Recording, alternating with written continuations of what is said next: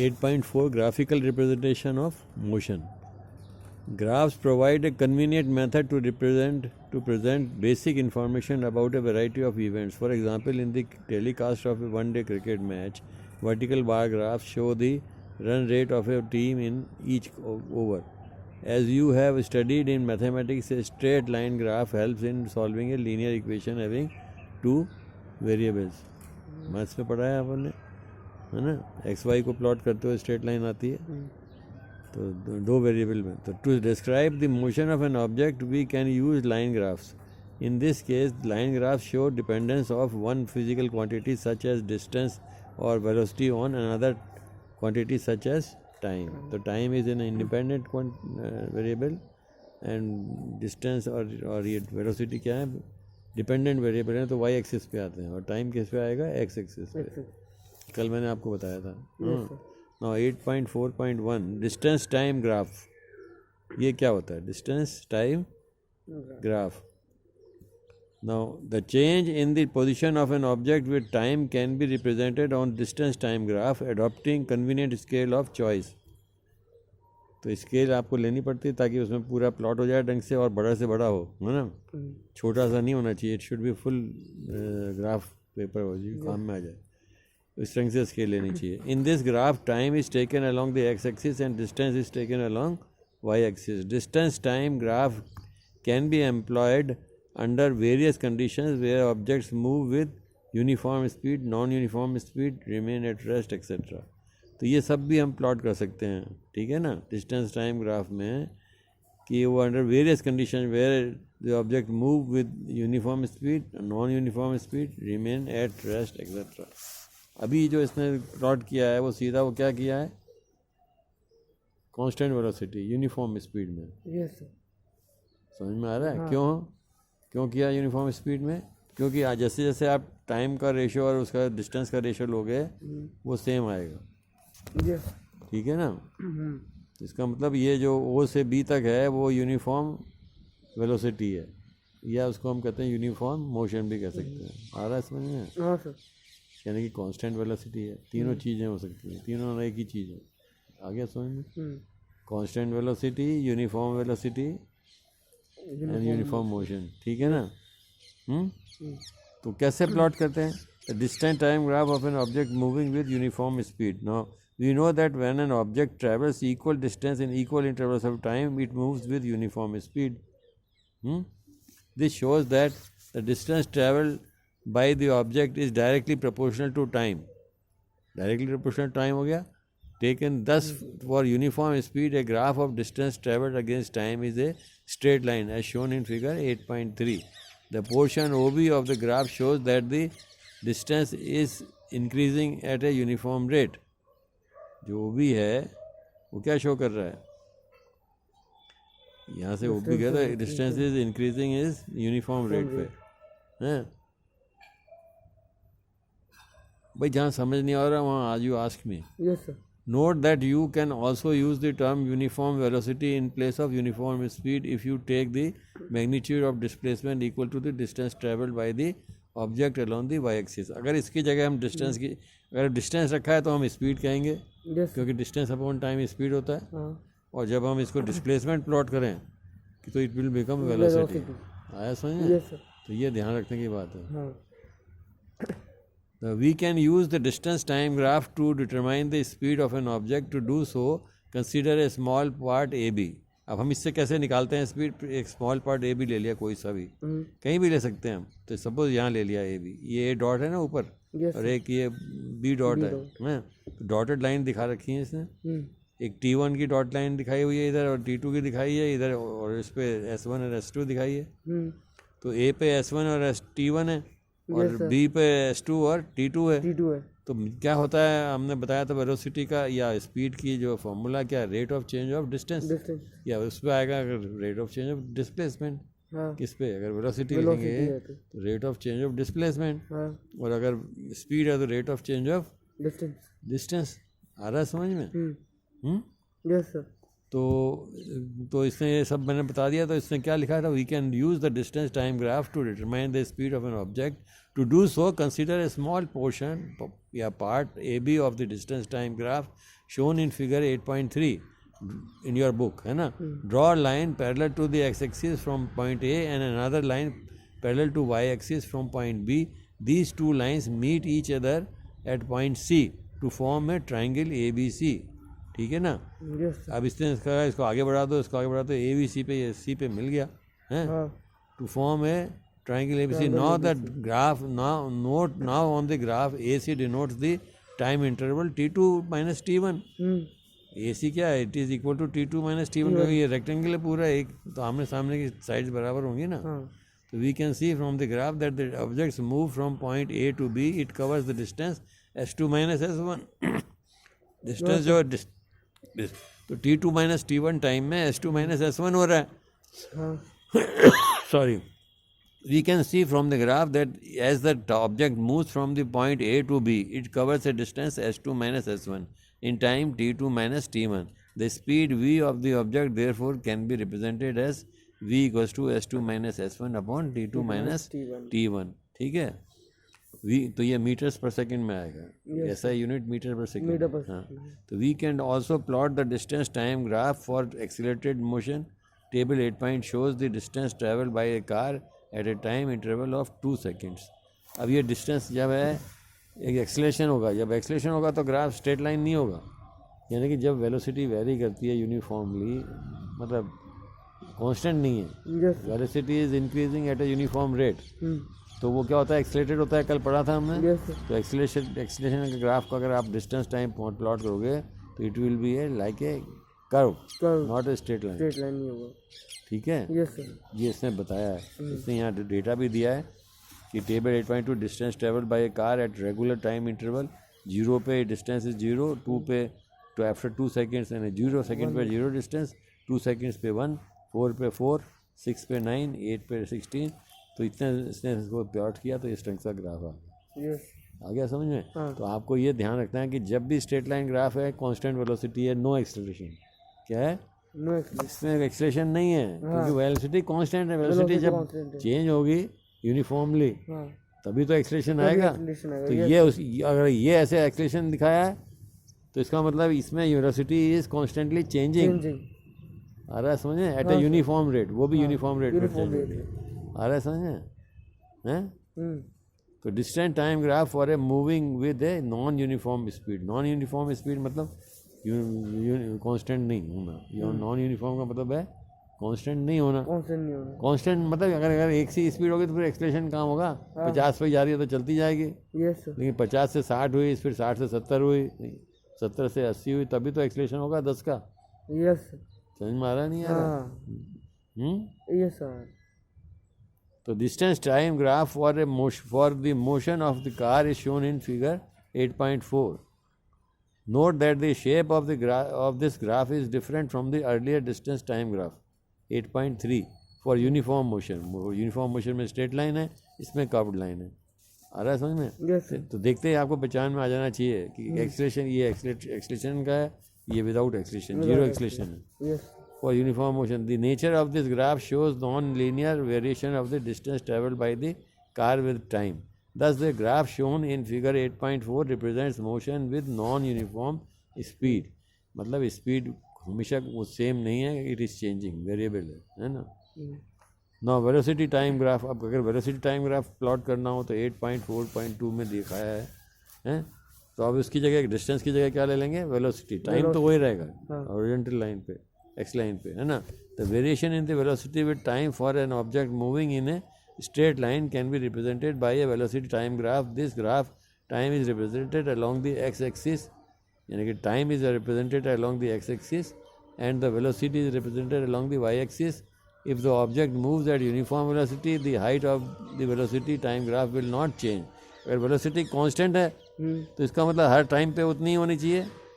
तो इसका मतलब ये स्ट्रेट लाइन सीधी हो जाएगी पैरेलल टू x-axis. आया समझ में?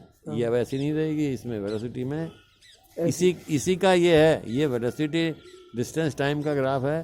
पर इसी का अगर हम वेलोसिटी टाइम ग्राफ प्लॉट करेंगे तो वो ऐसा आएगा. ओके. आ रहा है समझ में? वही शो कर रहा है ना, वेलोसिटी सेम है, ए पे भी सेम है, बी पे भी सेम है, बीच में जितने भी हैं सब पे सेम है. है ना. तो अब ये आप कहोगे कि साहब इसने नीला क्यों करा है? ये नीला इसलिए किया है कि वेलोसिटी को जब हम टाइम से मल्टीप्लाई करते हैं, ये खड़ी साइड तो वेलोसिटी हो गई यस और लेटी हुई साइड टाइम हो गई। तो वी जब टाइम को स्पीड को टाइम से मल्टीप्लाई करते हैं तो क्या आता है? डिस्टेंस। डिस्टेंस आता है। तो अगर इसका हम एरिया निकाल रहे हैं, ये नीला वाला, तो ये डिस्टेंस दे देगा डायरेक्टली।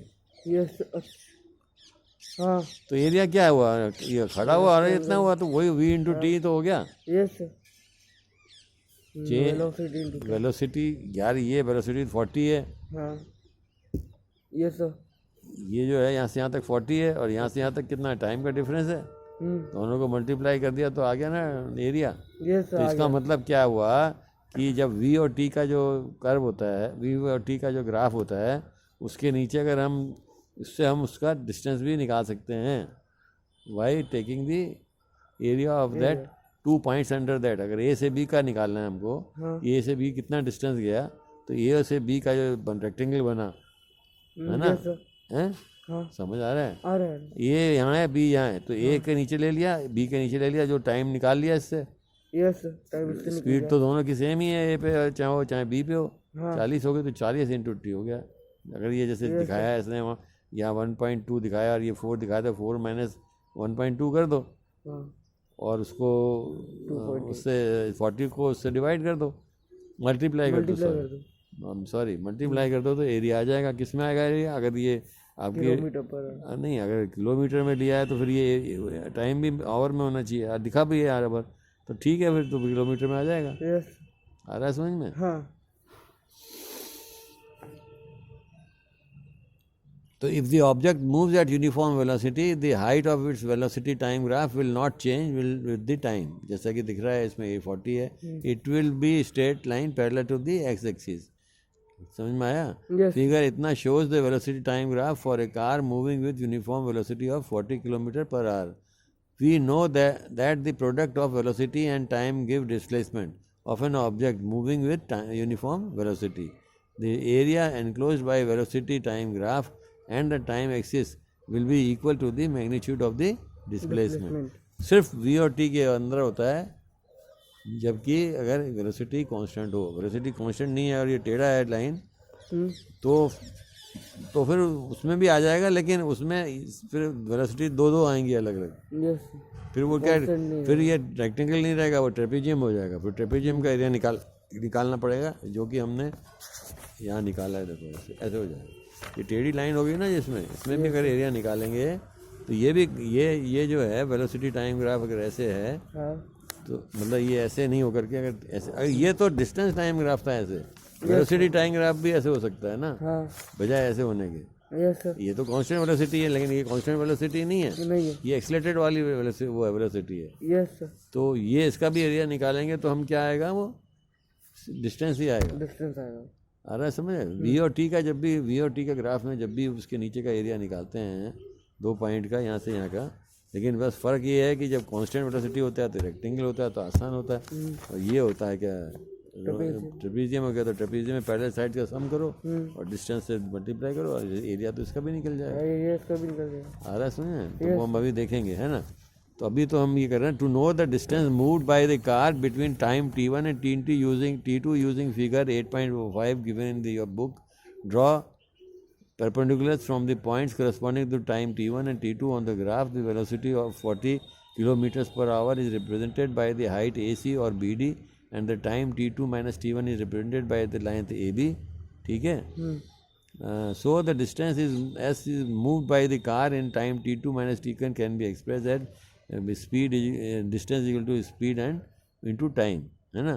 तो स्पीड हो गई आपकी 40 किलोमीटर पर आवर, टाइम हो गया t2 माइनस t1, जो भी आया इसमें, इसने दिखाया नहीं, लेकिन ये मैंने बताया था आपको 4 माइनस 1.2 हो जाएगा, क्योंकि ये एक एक के हैं सब। तो 1.2 आवर्स पे चल इनका बीच का स्टार्टिंग पॉइंट है, 2.8 और 4.2 पॉइंट तो स्टार्टिंग पॉइंट है, एंड 4 जो इसका एंडिंग पॉइंट है, तो 4 माइनस 1.2 हो गया। तो area of the rectangle ABCD shaded in it. Now we can also study about uniformly accelerated motion by plotting its velocity time graph. अब ये uniformly accelerated था, नेक्स्ट जो मैंने दिखाया था आपको ग्राफ जो है 8.6 जो प्लॉट किया आपकी बुक में, वो यूनिफॉर्मली एक्सीलरेटेड है। मतलब एक्सीलरेशन यूनिफॉर्म हो रहा है, यानी कि वेलोसिटी कॉन्स्टेंटली इंक्रीज हो रही है सेम रेट पे। Same rate. अगर अलग अलग रेट पे हो जाए तो फिर वो एक्सेलरेशन तो होगा, लेकिन फिर वो नॉन यूनिफॉर्म एक्सेलरेशन होगा, वो आपके कोर्स में नहीं है। हाँ ठीक है ना, नॉन यूनिफॉर्म एक्सेलरेशन आपके कोर्स में नहीं है, आपके यहाँ कोर्स में सिर्फ यूनिफॉर्म एक्सेलरेशन।